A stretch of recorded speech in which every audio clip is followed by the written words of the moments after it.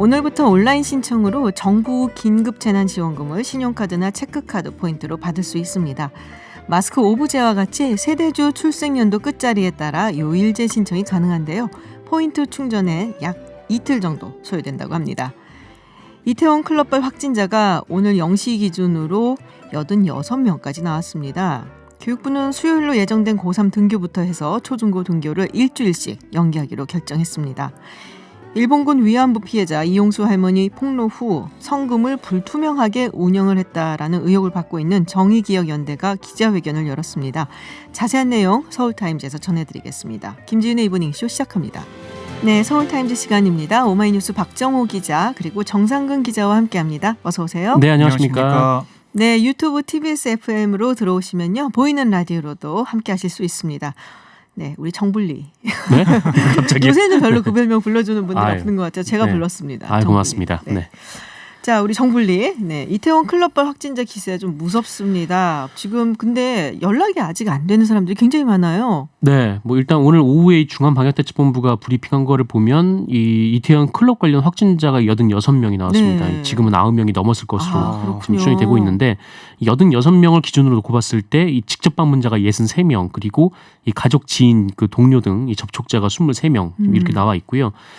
그런데 이제 문제는 아직도 지금 연락이 닿고 있지 않는 사람이 많다라는 건데 이 클럽 출입자들이 인적 사항을 적어놨는데 이거는 좀 확실하지는 않고 그래서 뭐 카드 사용 내역이나 뭐 휴대폰 뭐 기지국 접속자 명단 이렇게 해가지고 지금 경찰 쪽에서 계속 신원 확인을 하고 있는데 이 박원순 서울시장이 오늘 브리핑한 거를 보면은 이 지금까지 5,517명의 이름을 확인을 했고 이 중에 한 2,400명은 통화가 됐는데 아직 3,112명이 지금 연락이 닿지 않고 있다라는 브리핑 내용이었습니다. 그래서 뭐 지금 뭐 서울시나 경기도가 뭐 클럽 다녀온 사람만 해당하는 게 아니라 뭐 그때 그 지역을 갔다 온 사람 모두 좀 무료로 검사를 하겠다. 이렇게 되면 좀 신원을 좀 밝히지 않아도 되니까 이렇게 해서 좀 어떻게든 찾고 또 스스로 나오게 만들어서 검사를 한다. 좀 그런 계획을 갖고 지금 시행을 하고 있습니다. 클럽이 아니더라도 그 당시에 이태원에 있었던 분들은 이제 대체로 다 검사를 하려고 하는 거고, 근데 제가 듣기로는 클럽은 거의 현금으로 간다 그러더라고요. 카드를 잘 안 쓰고 그리고 뭐 거기다가 이제 인적 사항 적는데 이제 제대로 안 적는 경우가 좀 많을 것이다라는 예측들도 나오긴 하더라고요. 네, 그래서 뭐 클럽 측에서 그렇게 많은 사람들이 다중으로 모여 있는 곳을 운영을 하면서 이 인적 사항을 적을 때 민증 한번 확인을 안 했던 건가 좀 그런 좀 뭐 뒤늦은 비판이 좀 본인 이어지고 들어갈 있습니다. 때 민증 다 확인하는데. 저는 어릴 때부터 민증을 확인하지 않았습니다. 액면가가 있었어요. 이거 그러니까 전화를 번호를 받으면은 연락해서 확인해봐야 될 것 같아요. 이제 정말 뜨는지. 근데 시간 너무 많이 걸리잖아요. 그러면 뭐 그렇게 해서라도 확인해야죠. 지금 이렇게 몇천 명이 확인이 안 되는데 그러게 말이에요. 너무 안타깝고, 그리고 용인 66번 환자의 이태원 클럽 방문 기간 겹치지 않는 환자들도 나오고 있어가지고, 그러니까 일각에서는 이 지역 사회에 지금 그냥 조용한 전파가 이루어지고 있어서 그게 지금 클럽 때문에 조금 드러났지 더 있을 수도 있다. 어떻게 보면 좀 무서운 얘기인데 그런 얘기도 좀 하더라고요. 그렇군요. 그러니까 이분이 슈퍼 전파자가 아니라 이미 이제 지역 사회에 보이지 않는 전파가 이루어지고 있던 단계에서 이걸로 해서 드러난 것이다라는 얘기도 더 우려스러운 일인데요. 그러지 않았으면 좋겠습니다. 지금 아이들 계약하는 것도 미뤄지는 걸로 결론이 난 거잖아요. 네, 방금 전에 결론이 났는데요. 일주일씩 연기가 됐습니다. 그러니까 13일에 예정됐던 등교 수업, 고3 등교 수업이 20일로 연기가 됐고요. 그다음에 20일로 예정됐던 게 27일 예정됐던 게 6월 3일 뭐 이렇게 쭉쭉 다 연기가 됐고, 더 이게 중요한 게 뭐냐면 앞으로 이 상황, 이 이태원 클럽 방문자로 인한 이 폭발적인 증가가 일어난다면 더 연기가 될 수 있다는 거예요. 한 학기가 그냥 날아갈 수가 있겠네요. 이렇게 되면은. 이 방역 당국의 역학조사 결과 등을 고려해서 등교 추가 연기 여부를 이번 달 20일 정도에 다시 발표하겠다라고 교육부가 예고하고 있습니다. 근데 이렇게 되면 사실 고3들이 또 걱정이 많아요. 그렇죠. 이 수험생들이라서 걱정이 많은데 우선 교육부에서는 5월 말 안에만 개학을 하면 일정에는 문제가 없을 거다라고 얘기하고 있어요. 하지만 이게 지금 20일인데 또 일주일 연기되면 5월 27일 되고요. 한 번 더 연기되면 6월까지 넘어가거든요. 그렇죠. 그러면은 참 힘든 상황이 되죠. 네, 뭐 사실상 1학기가 이제 사라지는 그런 모습인데 지금 그래가지고 뭐 지금 어머님들이 모여 있는 이런 좀 온라인 커뮤니티 이런 쪽에서는 굉장한 뭐 분노가 매우 분노가 이제 막 치밀어 오르고 있는 그런 상황이라고 합니다. 빨리 좀 어떻게 진정이 되고 확산세가 가라앉아야 될 것 같은데 이제 좀 괜찮아지나 보다 했는데 네. 또 이렇게 터져서 상당히 안타깝습니다. 근데 이게 또 요번 주말에 좀 화두가 됐었어요. 블랙 네. 수면방.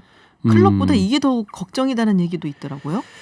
그 이태원 클럽 확진자 2명이 수면방에 들른 것으로 알려져서 지금 도마에 올라오고 있는데 뭐 이곳 특성이 좀 다른 사람과 좀 밀접 접촉이 있었을 가능성이 높기 때문에 그래서 뭐 이곳이 이제 논현동에 소재하고 있다라고 네. 하더라고요. 그래서 뭐 서울이나 경기도나 뭐 이태원 말고 이 논현동에서 뭐 그 근처에 그 시간대 뭐 어디에 있었든 네 그런 분들은 다 검사를 하겠다라는 건데 뭐 어쨌든 지금 이게 뭐 특정 언론에서 계속 이곳이 어떤 곳이다라는 거를 어쨌든 계속 보도를 하고 있고 자극적으로 많은 굉장히 좀 보도가 자극적으로 보도가 되고 네. 뭐 어느 정도 좀 과장도 좀 상당히 섞여 있는 걸로 좀 보도가 좀 되면서 이게 이른바 이제 그 확진자들이 지금 나와가지고 접촉자들이 나와가지고 검사를 받아야 되는 굉장히 중요한 시기에 이 사람들이 지금 오히려 더 숨어버리는 좀 그런 우려도 한편으로 나오고 있습니다. 그래서 어제 이 정세균 국무총리도 특정 커뮤니티에 대한 비난은 좀 이 방역에 도움이 안 된다 이런 입장을 또 밝히기도 했습니다. 외신에서도 걱정 많이 하더라고요. 네네. 이런 그 혐오 이런 쪽으로 갈 수가 있다 걱정 많이 하는 상황입니다. 그러니까 이게 사실 가장 큰 문제는 말씀하신 것처럼 그거잖아요. 그게 두려워서 안 나올까봐. 네. 갔음에도 불구하고 그래서 그런 부분이 이제 우려가 되니까 조금 이런 걸 보도를 하고 이런 때 좀 자제가 필요하지 않을까라는 생각을 좀 해봤습니다. 자, 이제 서울시 경기도 그래서 익명 검사를 하겠다라는 것이 이제 이런 의도인 것 그렇습니다. 같고 지금 집합 금지 행정명령을 내렸어요. 전국 지자체에서 지금 유흥시설은 다 그렇습니다. 거의 다 내렸다고 네네. 볼 수가 있습니다. 인천, 부산, 뭐 대전, 울산, 대구, 경북, 경남, 네네. 충남, 충북 내리고 있는데, 그러니까 지금 보면 뭐 일부 오픈 채팅방, 그러니까 익명성이 보장되는 그런 채팅방에서 어디 클럽 열었냐, 어디 클럽 가자 이런 얘기가 막 올라오고 있다고 해요. 그러니까 어디는 어떤가 이렇게 막 알아보면서 연대를 막 간다는 거예요. 근데 이제는 이렇게 전국적으로 다 집합금지 명령이 내렸으니까 막 불가능할 것 같은데 이런 게 좀 벌어지면서 특히 이제 강남이나 아니면은 뭐 그 번화가에 보면 이른바 즉석 만남을 할 수 있는 그런 술집들이 있다고 합니다. 네. 잘 아시네요? 네? 잘 아시네요. 오늘 보도에 다 나왔는데. 경험하시는 어떻게 좀 나가보려고. 아니 그런 데가 있대요. 그래서 클럽이 문을 닫아서 그쪽으로 다 몰렸다라는 보도도 나오고 있어가지고요. 좀 걱정이 됩니다. 어쨌든 밀접 접촉이 그 되는 곳, 그 다음에 밀폐된 공간 이런 데 좀 조심해야 되는데 그런 곳에 좀 모이는 상황이 계속 며칠 동안 있어가지고요. 좀 상황이 안 좋아질 것 같아서 걱정입니다. 이런 좀 그 헌팅 포차라든지 아니면은 뭐 그냥 음식점인데 술집인데 막 음악을 좀 크게 틀어놔가지고 막 뭐 자연스럽게 모여서 춤을 추게 할 수 있는 곳이라든지 근데 이런 곳들은 그 유흥 시설이 아니라 일반 음식점으로 등록되어 있는 경우가 있다라고 하더라고요. 그래서 이게 유흥 시설에 대해서 그 뭐 사실상의 영업 정지 처분을 내려도 이런 곳은 이제 운영이 가능한 거죠 법적으로는. 또 음악 크게 틀어놓으면 얘기할 때 이렇게 가까이 가서 얘기를 하게 되잖아요. 네, 그러니까요. 뭐 그렇다고 해서 일반 음식점도 모두 닫자니 뭐 전혀 상관없는 업종도 굉장히 많으니까요. 갈비집은 어떻게 뭐 상관이 그러니까요. 없는데. 중국집은 또 어떻게? 네. 어쨌든 뭐 그런 부분들이 있습니다. 그러니까 이게 좀 그러니까 알아서들 좀 자제를 해야 되는 건데. 그러니까 이게 그 젊은 사람들은 이게 그냥 지나갈 수도 있고 무증상 감염이 뭐 3,000m 된다고 하잖아요. 그리고 잠깐 감기처럼 앓고 지나갈 수가 있는데 문제는 우리 주변에 있는 우리 어머님, 아버님 또 어르신들 거기 옮기면은 뭐 정말 할머니에게도 옮겼다라는 얘기도 있더라고요. 지금 벌써 확진자 중에 이게 상당히 심각하게 갈 수가 있어가지고요. 좀 조심을 해야 될 것 같습니다. 자, 뭐 하루빨리 좀 진정세로 접어들길 기대를 좀 해보겠습니다. 네, 오늘 정의기억연대가 기자회견을 열었습니다. 이것도 굉장히 시끌시끌했는데요. 내용을 좀 요약해 주시죠. 이 기자회견 내용을 좀 말씀드리면 일단 이 수요 집회 등을 통해서 이 정의기억연대가 거둔 후원금이 이른바 그 피해자 할머님들에게 돌아가지 못했다라는 게 이번 일의 이제 핵심이니까요. 이 부분에 대해서 이제 정의기억연대가 구체적인 후원금 사용 내역을 뭐 공개를 한 건데. 3년간 기부 수입이 총 22억 원 정도였는데 이 중에 이제 9억 1,000여만 원, 그러니까 41% 정도를 피해자 지원 사업비로 집행을 했고, 그래서 뭐 절반 이하만 집행을 했으니까 뭐 이것만 보면은 뭐 피해자 분들께 돌아가지 않은 것 같지만 사실은 뭐 그 외에 이제 뭐 건강 치료 지원이라든지 뭐 인권 명예 회복 뭐 활동 지원이라든지 뭐 외출 동행 뭐 정서적 안정 지원 등등 이렇게 피해자 지원 사업에 뭐 여러 갈래로 이제 쓰였다라는 게 이 정의기억연대의 또 입장이었습니다.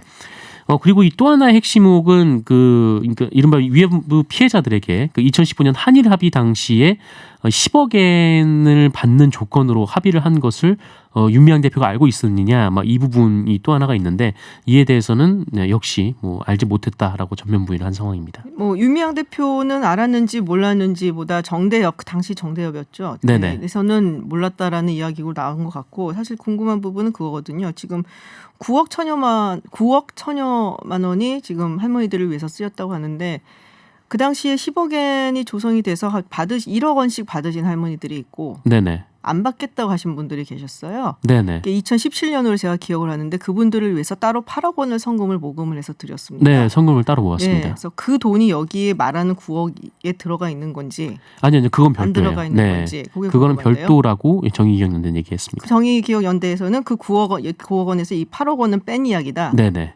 알겠습니다.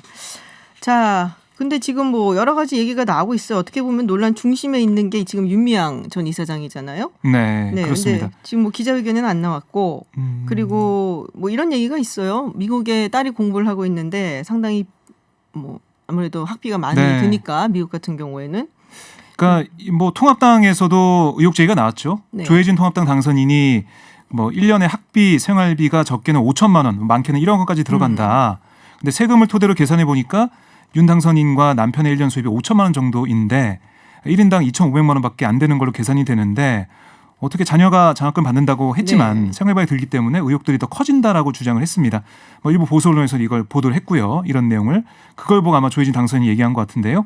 여기에 대한 윤미향 당선인의 해명도 나왔어요. 뭐라고 했냐면 이 딸이 2016년 미국 시카고주에 있는 한 음악대학원을 학비 장학금 받고 진학했고 2018년부터는 2년 과정인 미국 캘리포니아주의 한 음악대학원에 다니고 있다. 대학인가요? 대학원인가요? 음악대학원을 시카고주에 있는 대학원을 네네. 다녔고 그다음에 2018년에는 캘리포니아주에 있는 또 음악대학원을 갔다라고 얘기를 하더라고요. 이게 이제 시민당에 이렇게 얘기한 것으로 알려지고 있고요. 더불어시민당에 뭐라고 또 얘기를 했냐면 그러니까 수사기관의 불법 행위로 피해를 본 남편 이 김아무개 씨의 형사 보상금과 가족의 손해배상금 등으로 이런 학비나 이런 것들을 마련했다라고 관련 자료를 제출했다는 걸로 지금 알려지고 있습니다. 이 남편 김 씨가 94년 10월에 이른바 남매 간첩단 사건으로 징역 4년에 자격정지 4년을 선고받았는데요. 하지만 김 씨와 이 동생은 간첩 행위를 한 적이 없다면서 재심을 신청했고 2017년 5월에 대법원이 김 씨에게 간첩 행위가 없고 불법 구금 등 국가의 불법 행위가 있다고 판단했습니다. 그래서 여기서 이제 1억 9천만 원의 형사 보상금을 지급을 했고 그리고 2018년 7월에도 서울 고법이 김 씨와 가족 등의 간첩으로 낙인 찍혀 고통받았다. 이런 취지로 낸 국가상대 손해배상 소송에서 김 씨의 어머니와 또 윤 당선인, 또 윤 당선인의 딸 등에게 국가 배상금 8,900만 원 지급하라 이렇게 선고를 했어요. 그 돈을 이 가지고 돈을 이어갔다? 썼다. 예, 그게 윤 당선인의 해명입니다. 해명이었습니다. 네. 알겠습니다. 자, 문재인 대통령이 어제 취임 3주년 특별 연설이 있었습니다. 가장 많이 핫하게 이야기된 게 고용보험 확대 그리고 국민 취업 지원입니다. 아무래도 네. 뭐 코로나19 때문에 여러 가지로 힘드니까. 네. 국회에서 논의가 있었다고 하던데요. 그렇습니다. 환노위 소위에서부터 논의가 됐는데요. 그러니까 국민취업지원제도 근거법인 구직자 취업 촉진법 제정안과 네. 그다음에 예술인의 고용보험 가입 근거 규정을 담은 고용보험법 개정안 이걸 통과시켰어요.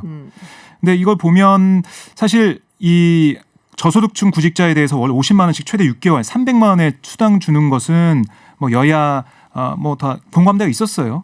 이거는 예상을 했었는데 근데 쟁점은 이거였죠. 고용보험 이 가입 근거 규정을 예술인에게만 할 것인지 아니면은 이 특수고용 노동자들에게도 적용시켜서 고용보험에 포함시킬 것인지 이거였는데 우선은 예술인만 포함이 됐습니다. 왜냐하면 이게 특수고용 노동자들, 특수형태 근로종사자들의 너무 여러 가지 양태가 있기 때문에 다 아주 논의하기 힘들다. 그래서 예술인 먼저 지원을 하자라고 얘기가 됐습니다. 많이 힘든데. 특수고용 그렇죠. 노동자들도. 근데 이 너무 범위가 커서 오늘 통과하기에 무리가 있다라고 얘기를 했고요. 국회 시간이 있으니까 21대 국회에서 좀 논의해보겠다라고 얘기를 하고 있습니다. 네, 그렇군요. 네, 그래서 오늘 뭐 환노위에서도 오늘 통과가 됐네요. 네, 이 소위를 네네. 통과한 통과해서. 법안들이 네네. 환노위 통과됐기 때문에 법사위에 가서 거기 문턱을 넘으면은 본회의까지 갈 수가 있습니다. 네, 알겠습니다. 자, 원래 이런 거는 우리 박정호 기자가 전문이었는데 네. 긴급재난지원금 온라인 신청 가능해졌어요. 네. 민주당 지도부가 근데 기부를 하겠다는 서약을 했습니다. 네, 뭐 말씀하신 것처럼 오늘부터 이 코로나19 관련한 이 재난지원금 신청이 시작이 됐는데 이 더불어민주당 지도부가 이 전원 이를 신청하지 않고 기부하기로 이제 결정을 했습니다. 그러면서 최고위원회에 앞서서 뭐 이해찬 대표를 비롯해서 이 최고위원들이 다 모여서 이 재난지원금을 신청하지 않겠습니다. 이런 팻말을 놓고 거기에 이제 서명을 하고 좀 팻말을 들고 이제 사진을 찍는 좀 그런 퍼포먼스가 있었는데 앞서 문재인 대통령도 지난 7일에 그렇죠. 이 재난지원금 전액 네. 기부 의사를 밝힌 바가 있습니다. 뭐 이게 국민들 자발적으로 참여하는 거니까요. 네네. 이게 자발적으로 뭐- 성하는 네. 겁니다. 예. 자발적인 겁니다. 그렇습니다. 네. 부장님 기부, 과장님 기부 그렇다면 평직원들은 그냥 뭐 네. 자발적으로 하고 싶으면 자발적으로 하고, 지역 경제를 아니면 위해서. 그냥 받고 지역 경제를 위해 쓰면 되죠. 그렇죠. 네, 그 지역 그럼요. 경제를 위해서 쓰는 거니까 그것도 그 나름대로 또 의미가 있는 겁니다. 그렇습니다. 자, 김태년 신임 원내대표 지금 뭐 구성 원내대표단 구성을 한다 그러는데 뭐 예. 이런 거면 그런 얘기 많잖아요. 어느 계파가 들어갔나, 어디 음. 중심으로 했나 뭐 이런 거. 음. 예, 지금 다 구성이 안 된 상황인데요. 우선 구성된 그 면면을 좀 보면 지난 2017년 대선 후보 경선 당시 이재명 캠프에서 활동해서 이재명계로 좀 분류가 되고 있는 재선의 경기 수원병 김영진 의원이 원내 속 부대표로 임명이 됐습니다. 네. 그 한 명 더 수석 부대표 임명한다고 하는데요. 아마 그 호남 지역의 의원이 임명되지 않을까 좀 예상이 되고요. 그리고 새롭게 원내대변인에 합류한 경기 고양병의 홍정민 당선인 민주당 인재영입 6호 인사거든요. 그러니까 이낙연 전 총리가 후원회장을 맡아서 이낙연 계다 이렇게 좀 불리고 있어요. 그리고 이낙연 위원장의 이 셋째 동생인 이계연 전 삼한기업 대표가 과거 삼성화재에 근무하던 시절에 같은 부서의 대리로 홍정민 당선인이 근무를 했대요. 이런 인연이 있어서 그 이낙연 전 총리가 후원회장 물론이고 경기도 고양시에 직접 지지유세까지 다녀왔습니다. 네. 그리고 또 한 명의 원내대변인이 먼저 임명이 됐는데요. KBS 대전방송총국과 JTBC에서 아나운서 앵커로 활동한 서울 중구 성동을 지역의 박성준 당선인이 네네. 원내대변인 임명이 됐습니다.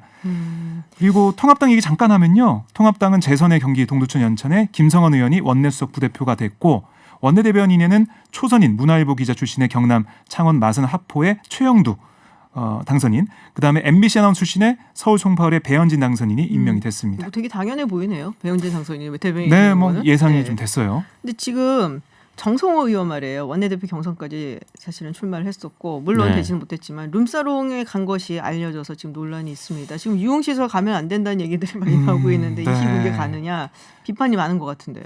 그러니까 네. 이게 그 얘기 좀 해봐요. 경선에 출마한 날, 네. 그러니까 8일 새벽이거든요. 그러니까 의정부 시청의 의정부 시청 앞에 있는 룸살롱 지하 계단을 일행 5명과 함께 올라오는 모습이 인터넷 매체 위키트리에 포착이 됐어요. 그러니까 사실 아니, 근데 놀라운 어딘지 거죠. 몰랐다라고 그러잖아요. 지금 어디인지 네. 모르고 갔다 왔다. 이건 간 건 맞는 거 아니에요. 어쨌든. 그렇죠. 예. 그러니까 어떻게 해명이 나왔냐면 오늘 근데 해명이 몰라요? 있었는데 룸살롱에 들어갔다 바로 나왔다. 지역에 있는 친구들이 원내대표에 떨어졌다고 술 한잔 먹자고 해서 갔는데 어디로 가는지 몰랐다. 그래서 여기 들어오면 안 된다 하고는 바로 나왔다라고 입장을 밝혔습니다. 딱 갔는데 모르고 갔는데 들어갔더니 좀 이상해서 나왔다는 거죠. 바로. 네, 그게 정성호 의원의 주장입니다. 해명이었습니다. 네, 해명이었고 반면에 통합당에서는 비판이 좀 나오고 있는데요. 장능인 이 통합당 상근 부대변인이 코로나19 국면에 유흥업소 방문한 정성호 의원은 즉각 당선인 신분 반납하라라고 비판을 하고 있습니다. 요새 같은 때는 좀 조심하셔야죠. 네. 술자리도 조심해야 될 판이죠. 그럼요. 네. 그렇습니다. 술자리도 네. 조심하고 사실 뭐 회식 지금 뭐 생활 속의 방역이라고 얘기를 하고 많이 바뀌었지만 그래도 여전히 많이 조심을 하잖아요. 네. 네, 좀 아쉬운 모습이네요. 자, 지금 뭐 엠번방 이야기가 또 있습니다. 창시자라고 할 수 있는 사람인가 봐요. 이 사람이 갓갓. 사실 우리가 조주빈 이야기를 많이 했었는데 이게 네. 갓갓이 어떻게 보면은 좀 더 많이 알려진 사람이다라고 하는데 검거 소식이 전해졌습니다. 네, 이 N번방을 최초로 만든 사람이 갓갓이고 박사방 그 이후에 이제 파생된 하나의 그렇죠. 방이라고 하더라고요. 그래서 이 갓갓을 경찰이 좀 오래 추적을 해왔는데 최근에 이 24살 이 갓갓으로 추정되는 A 씨를 피의자로 특정하고 지난 9일에 한번 불렀다라고 해요. 그러니까 이게 사실 신원을 특정한 것은 더 전에 있던 일, 며칠 전에 있던 일인데 근데 이게 계속 이루어진 조사 끝에 이 사람이 갓갓이 맞다라는 판단을 하고 바로 긴급 체포를 했습니다. 긴급 체포까지. 긴급 체포를 하고 네. 그다음에 이제 구속영장을 청구를 했는데 뭐 조주빈과 마찬가지로 이 미성년자를 포함한 다수 여성의 성착취물을 제작 배포한 혐의를 받고 있습니다. 아, 근데 어떤 사람이에요? 여러 가지 얘기가 많았잖아요. 네, 그러니까 본인이 얘기할 때는 수능을 앞둔 고등학생이라고 얘기를 해왔어요. 근데 알고 봤더니 그러니까 24살의 대학생이었습니다. 그래도 대학생 젊다, 청년이었어요. 어리다. 네. 아, 참. 네. 근데 경찰이 각각에 관해서 성별과 뭐 나이, 대학생이라는 점 외에는 다른 사항을 밝히지 않고 있는데요. 네네. 경찰이 조만간 신상공개위원회를 열어가지고 각각의 신상공개 여부를 결정할 예정입니다. 아, 뭐 조주빈도 공개를 했었으니까 네. 아마도 뭐 관련해서 네. 네, 잡히는 대로 계속 공개가 되고 있습니다. 공개가 그래서 됐으니까요. 뭐 조주빈도 그렇고 뭐 붓다라고 불렸던 강훈도 아, 그렇고 맞아요. 네, 이기아. 이기아인 네. 이원호도 그렇고 다 신상이 공개가 됐습니다. 그러면 이 유료 회원들 있잖아요. 네. 이 사람들은 어떻게 되는 건가요?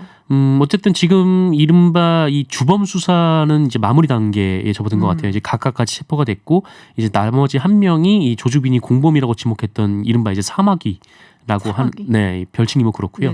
그 사람만 이제 잡으면 되는 순간이고 그 잡으면 되는 그 과정이 남았고 어쨌든 이 주범 수사가 마무리된 만큼 이제 경찰은 이 관여자 추적 쪽에 역량을 쏟을 거다라는 입장을 밝히고 있는데 공범들을 그러니까 이른바 이제 유료 회원들을 좀 특정을 해나가겠다라는 것이죠. 근데 이게 사실 그냥 유료 회원 그러니까 돈 내고 들어와서 그냥 영상만 다운 받아서 뭐 그것도 이제 굉장한 중범죄지만 네. 거기서 그쳤던 게 아니라 이 성착취 행위에 동조를 한 사람들이거든요. 그러니까 일부 유료 회원의 경우에는 그래서 이 사람들은 사실상 공범이라고 봐야 좀 마땅한 좀 그런 상황이어서 어쨌든 경찰이 계속 추적하겠다라는 입장입니다. 네, 그렇군요. 알겠습니다. 마지막으로 짧게 이 소식 전해주시죠. 민경호 통합당 의원 뭐 투표 조작 관련해서 세상을 놀라게 할 증거가 있다. 뭐 이제 곧 제시하겠다고 했는데 네. 제시했습니까? 네, 제시했습니다. 뭐였냐면 서초울 사전투표용지가 분당을 지역에서 발견됐고 분당갑 투표용지가 분당을에서 발견됐다. 이런 관련 사진을 공개를 했어요. 네. 그리고 투표관리인의 날인 없이 기표되지 않은 비례투표용지가 무더기로 발견된 것 역시 부정선거의 증거다라고 주장을 했고요. 또 이번 총선에서 무더기 혼표가 있었을 가능성이 있어서 관련 수사가 이뤄져야 한다라고 촉구를 했습니다.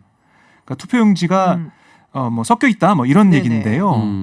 뭐 글쎄요, 이거 가지고 부정선거라고 확증을 할 수 있을지 여기에 대해서는 여러 가지 얘기가 있죠. 선관위는 입장이 나왔나요? 뭐 공식 입장은 아닌 것 같고 이 관계자들이 뭐 언론과의 인터뷰에서 뭐 답변을 했는데 뭐 한마디로 요약하면은 저 주장이 뭔 말인지 모르겠다라는 네 그런 입장이 좀 있었어요. 아, 그래서 그래요? 선관위 관계자가 뭐 사전 투표소에서 선거인이 투표지를 가지고 나오거나 아니면은 투표관리관이 실수로 이제 도장을 찍지 않고 이 투표용지를 배부하는 좀 그런 일들이 뭐 종종 실수로 일어날 수 있는데 근데 지금 어떤 주장을 하는 건지 본인들이 잘 모르겠어서 뭐 답변을 하기가 쉽지 않다 뭐 이런 답변하기가 좀 쉽지 않다. 관계자가 그렇게 얘기를 했습니다. 알겠습니다. 네, 국내 뉴스 알아보는 서울타임즈 오늘 여기까지 듣도록 하겠습니다. 지금까지 정상근 기자, 정블리 그리고 오마이뉴스 박정호 기자였습니다. 고맙습니다. 네, 고맙습니다. 서울 이태원 클럽을 다녀온 용인시 66번 확진자가 첫 확진 판정을 받은 이후 닷새 만에 관련 확진자가 86명으로 늘었습니다. 특히나 클럽을 다녀온 확진자로부터 2차 감염된 확진자까지 나오고 있어서요. 이태원 클럽발 지역 감염 사태가 현실화되는 것은 아닌지 상당히 우려스러운데요. 방역당국은 이번 주가 2차 그리고 3차 전파를 막을 중요한 시기로 보고 있습니다. 엄중식 가천대 길병원 감염내과 교수 연결해서 자세한 이야기 들어보겠습니다. 교수님 안녕하세요. 예, 안녕하십니까. 네, 뭐 예전에도 사실 교수님께서 아직까지 안심하면 안 된다는 얘기 굉장히 많이 하셨는데 우려했던 상황이 좀 현실화되고 있는 게 아닌가 싶습니다. 지금 뭐 보니까 인천에 사는 80대 여성도 있고 또 군 간부들도 있고 그러니까 이태원 클럽을 다녀온 사람들 뿐이 아니라 이들과 접촉한 사람들 뭐 2차 감염자라고 해야 되겠죠. 지금 코로나 확진 판정 계속 받고 있습니다. 아직까지 3차는 나오진 않았는데 우리 교수님께서는 현재 상황 얼마나 심각하게 보고 계신지 궁금한데요. 굉장히 그 파급력이 큰 상황이 생겼다라고 판단을 하고 있습니다. 네. 특히 이제 가장 문제가 한 나흘 닷새 동안의 연휴 기간 동안에 전국에서 사람들이 모였다가 다시 전국으로 흩어져 나갔습니다. 그런데 문제는 이 중에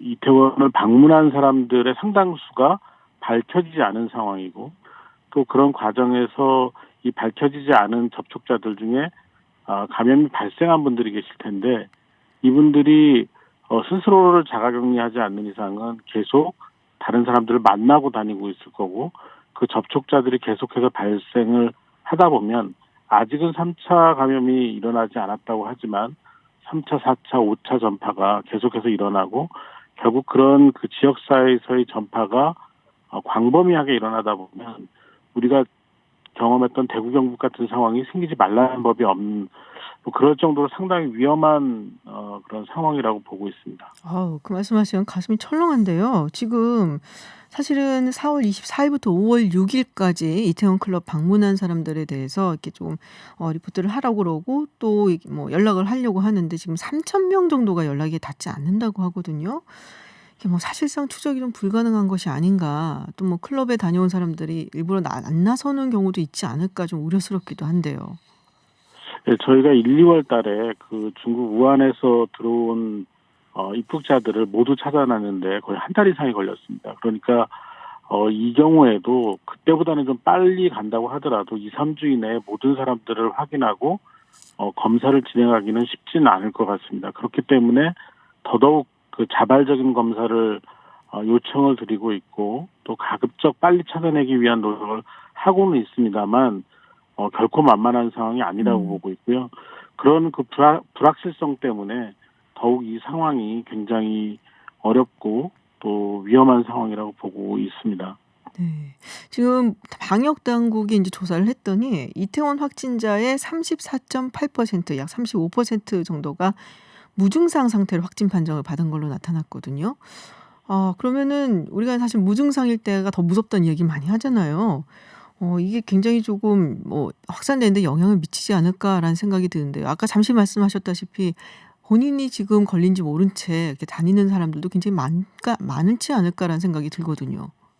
네, 저희가 이번 이태원 이전에도 확진자들의 그 역학조사 결과를 보면 특히 20, 30대에서는 뭐 한 30% 정도가 전혀 증상이 없는 상태에서 확진이 된 사례들이 있습니다. 그리고 지금 여러 가지 정황으로 봐서는 무증상 상태에서도 다른 사람에게 전파가 가능한 그런 것들이 확인이 되는 상황이기 때문에 지금 그 확인되지 않은 그 나머지 3,000명 중에 얼마나 환자가 있는지 또 그분들이 얼마나 또 이런 사회적 활동을 활발하게 하고 있는지에 따라서 앞으로의 그 유행 양상이 완전히 바뀔 수도 있다고 보고 있습니다. 네. 이게 그런 경우도 있지 않을까 싶은 생각도 드는데요. 오늘 저도 언론에서 봤습니다마는 이미 지역 사회에 사실상 조금 전파가 되어 있었고 이게 이 클럽에서 발발하는 바람에 확 드러났을 뿐이지 이 66번 환자가 사실상 슈퍼 전파자가 아닐 가능성이 많다라는 이야기도 있거든요. 네, 상당히 가능성이 있는 그 추론이고요.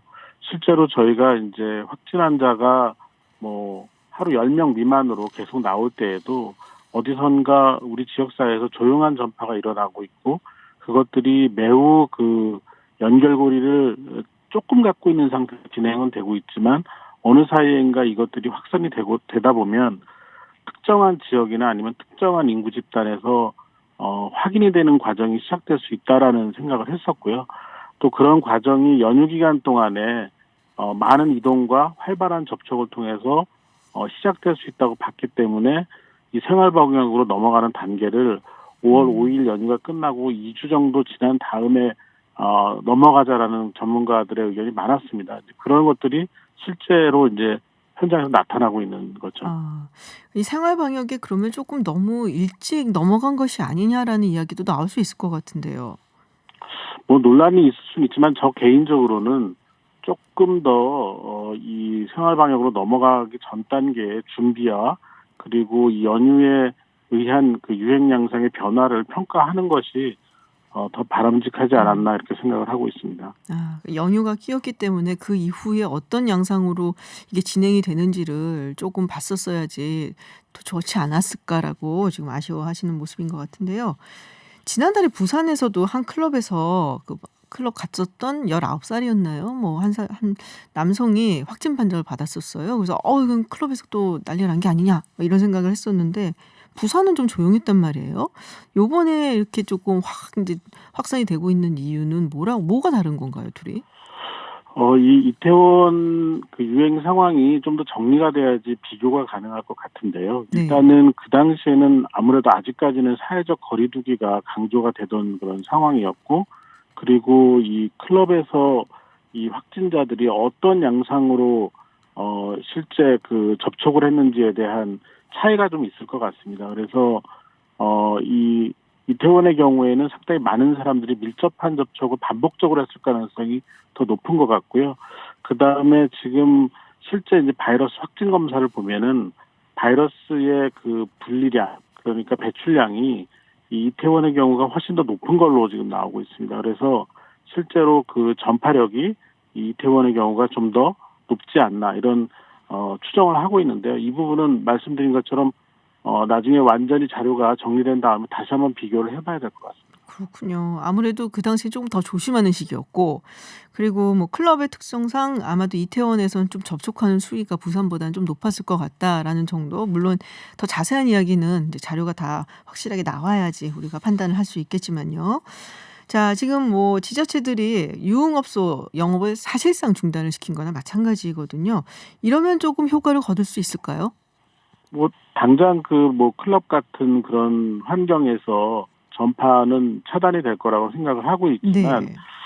그와 유사하거나 뭐 정도는 떨어지더라도 사람들이 많이 모일 수 있고 또 이런 그 일정한 거리 두기가 어려운 그런 환경에 어떤 장소들이 여전히 남아있기 때문에 이것들이 행정적으로 가능하다면 좀 더 범위를 넓혀서 좀 사람들이 덜 모이고 특히 젊은 층이 조금 더 밀접한 접촉을 중단할 수 있는 그런 환경을 당분간은 좀 만들어야 되지 않나 생각을 하고 있습니다. 그 저희도 사실 아까 잠시 이야기를 이 전 코너에서 했습니다마는 일반 음식점으로 지금 영업 신고가 되어 있음에도 불구하고 상당히 밀접한 접촉이 가능한 그런 뭐 영업 장소들이 많다고 하더라고요. 그래서 지금 이제 클럽을 갈 수 없으니까 그런 쪽으로 가는 뭐 젊은이들도 꽤 있고, 그래서 이게 어디까지 이걸 금지를 시켜야 되는가, 뭐 이런 부분에 대해서 굉장히 고민스러울 것 같긴 합니다. 학교를 개학을 이제 일주일 더 미뤘습니다. 근데 일주일 미루는 걸로 뭐 진정이 될까요? 어떻게 보세요? 일단은 그 시간을 좀 확보하려고 하는 것 같고요. 네. 그리고 지금 그 이태원에서의 이태원 관련 유행이 실제로 학교와 어떤 관련이 있는지도 파악이 안 되어 있는 상황이거든요. 오늘 보도들을 보면은 일부 교사나 뭐 이런 학원 강사 같은 분들이 이태원 지역을 방문한 그런 사례들이 보도가 되고 있는데, 실제로 이제 고3부터 그 개학을 하는 데 있어서 이 고3 학생들과의 직접적인 그 유행의 연관성, 또는 이 고3 학생들과 밀접하게 접촉할 수 있는 선생님들을 비롯해서 여러 집단에 있는 사람들이 이 이태원 관련 유행과 관련이 있을 가능성을 다 분명하게 평가를 한 다음에 그리고 다시 결정을 해도 늦지 않다고 생각을 합니다. 네, 알겠습니다. 자, 일각에서는 조금 코로나19 관련해서 우리가 뭐 잘한 것은 사실 잘한 것인데 너무 성과 발표가 성급하지 않았나. 그리고 아까도 잠시 얘기가 나왔습니다만은 사회적 거리두기에서 생활 그 방역으로 넘어간 게 좀 시급하지 않았나라는 부분에 대해서 지적을 하기도 합니다. 교수님께서 보시기에 이런 부분에 대해서 정부도 그렇고 사실 언론도 그렇고 이런 감염병에 대해서 어떤 식의 메시지가 나가야 된다, 뭐 이런 가이드라인이 있을까요? 네, 뭐 이게 그 팬데믹 상황이기 때문에, 네네. 그리고 이 바이러스가 많은 전문가들이 짧은 기간 동안에 끝나지 않고 굉장히 오래 갈 것이다, 뭐 어떤 분들이 2, 3년 이상 지속될 거라고 추정을 하는 그런 상황이기 때문에 사실 이런 식의 어떤 뜻하지 않은 유행이 다시 발생할 가능성은 언제든지 있었습니다. 그렇지만 우리가 이런 것들을 최소화하기 위해서는 특히 이제 사회적으로 좀 이렇게 잘 알려지지 않은 부분, 특히 사회적으로 또 이렇게 취약하다고 생각되는 그런 영역들을 하나씩 점검해가는 과정들이 필요한데, 이런 부분들이 우리가 조금 더 관심을 갖고 뒤져보고 살펴보고 방어할 수 있는 부분들이 무엇인가를 고민하는 그런 시간들이 필요했었다라는 거죠. 그게 이제 생활 방역으로 넘어가기 전 단계에 좀 충분한 준비가 필요하다고 제가 계속 표현하는 부분인데요. 이런 부분에 대해서 저희가 다시 한번 좀 이번 기회에 좀 가다듬는 그런 계기가 됐으면 합니다. 네, 생활 방역으로 넘어가기 전에 더욱더 꼼꼼하게 우리가 챙겨봤어야 하지 않았을까. 앞으로라도 그렇게 해야 된다라는 말씀으로 저희가 마무리하겠습니다. 네, 교수님 오늘 말씀 고맙습니다. 네, 감사합니다. 네, 지금까지 엄중식 가천대 길병원 감염내과 교수와 이야기 나눴습니다. 네, 잠시 후 3부에서는 일본군 위안부 피해자 이용수 할머니 기자회견 이후 논란이 됐던 위안부 피해자 단체의 후원금 논란 관련 정의기억연대 오성희 인권연대 차장 연결해 이야기 들어보겠습니다. 저는 7시에 돌아오겠습니다.